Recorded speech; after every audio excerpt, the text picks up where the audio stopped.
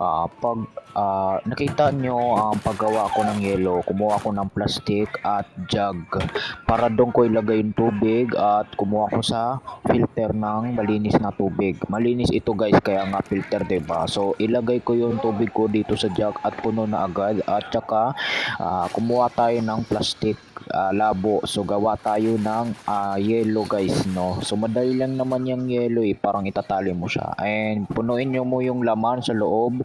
Pagkatapos itali ng mahigpit at maigi to make sure na walang tumatagas yung tubig. Okay na, nakagawa na tayo ng isang yelo guys. So nakita nyo, so yan, gawa ka pa. So gumagawa, actually guys, gumagawa ko ng walong yelo o kaya higit pa.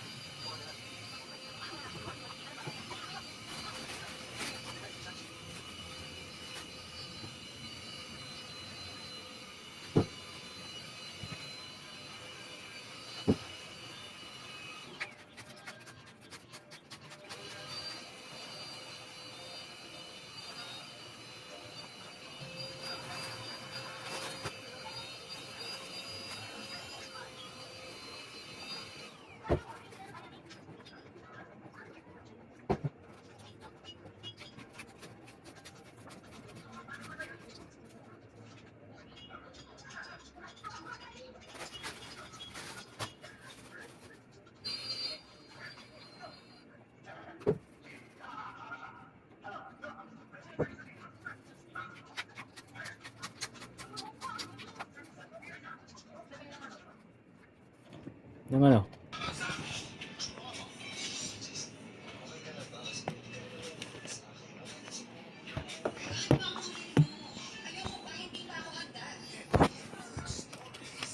So nakita nyo guys, yung yelo na yan, pang reserva bukas. Ito yung yelo namin. Binibenta namin to ng 4 pesos.